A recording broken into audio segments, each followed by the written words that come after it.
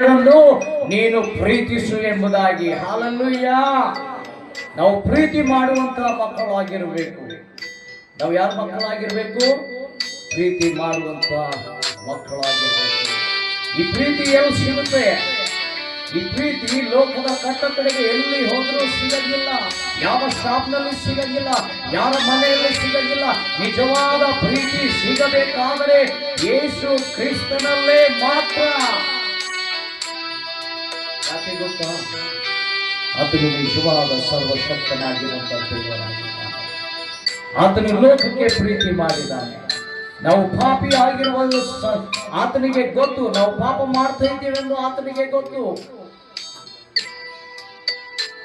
ಅಷ್ಟು ಗೊತ್ತಿದ್ದು ಏನ್ ಮಾಡಿದ್ದಾನೆ? ನಾನು ಅವರಿಗಾಗಿ ನನ್ನ ಪರಿಶುದ್ಧ ರಕ್ತವನ್ನು ಸೋರಿಸಿ ಅವರ ಪಾಪಗಳನ್ನು ತೋರಿಸಿದೆ. ಅವರನ್ನು ರಕ್ಷಿಸಬೇಕು, ಅವರನ್ನು ಕಾಪಾಡಬೇಕು, ಅವರನ್ನು ದಾರಿ ತೋರಿಸಬೇಕು, ಅವರನ್ನು ನಾನು ಜ್ಞಾನದಿಂದ ತುಂಬಿಸಬೇಕು. ಬುಕ್ಸ್ ಓದ್ರಿಂದ ಜ್ಞಾನ ಬರುತ್ತದೆ ಅನ್ಕೊಳ್ತೀವಿ,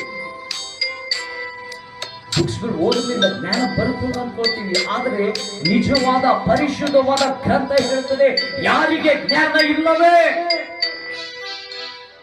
ನನ್ನ ಬಳಿಗೆ ಬನ್ನಿ, ನನ್ನನ್ನು ಕೇಳಲಿ, ನಾನು ನಿಮಗೆ ಹಂಗಿಸದೆ ಕೊಡುವೆನು ಎಂಬುದಾಗಿ. ಹಲ್ಲೆಲೂಯ. ಅಂದರೆ ನಿಜವಾದ ಜ್ಞಾನವು ಪರಲೋಕ ರಾಜ್ಯದಿಂದ ಇಳಿದು ಬರುತ್ತದೆ ಆ ಸರ್ವಶಕ್ತನಾಗಿರುವಂತಹ ತಂದೆಯಾದ ದೇವರಿಂದ. ದೇವರು ನಮಗೆ ಜ್ಞಾನ ಕೊಡ್ತಾ ಇದ್ದಾನೆ, ದೇವರು ನಮಗೆ ಬುದ್ಧಿ ಕೊಡ್ತಾ ಇದ್ದಾನೆ, ದೇವರು ನಮಗೆ ವಿವೇಕ ಕೊಡ್ತಾ ಇದ್ದಾನೆ. ಇದು ಯಾಕೆ ನಾವು ಉಪಯೋಗ ಮಾಡ್ತಾ ಇಲ್ಲ? ಯಾಕೆ? ದೇವರು ನಮಗೆ ಸಮಯ ಕೊಡ್ತಾ ಇದ್ದಾನೆ. ನಾವು ನೀರಿನ ಮೇಲೆ ಇದ್ದಿರುವಂತ ಗುಳ್ಳೆ ಆಗಿದ್ದೇವೆ. ಆ ಗುಳ್ಳೆ ಯಾವಾಗ ಒಡೆದು ಹೋಗುತ್ತದೆ ಗೊತ್ತಿಲ್ಲ.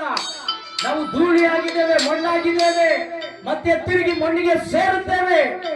ಸೇರಕ್ಕಿಂತ ಮುಂಚೆ ನಾವೇನಾಗಿರ್ಬೇಕು, ನಾವೇನ್ ಮಾಡಬೇಕು, ಇದನ್ನು ನಾವು ಸರಿಯಾಗಿ ಅರ್ಥ ಮಾಡಿಕೊಳ್ಳಬೇಕು. ನೀವು ಯಾವ ಜಾತಿಗೆ ಸಂಬಂಧಪಟ್ಟ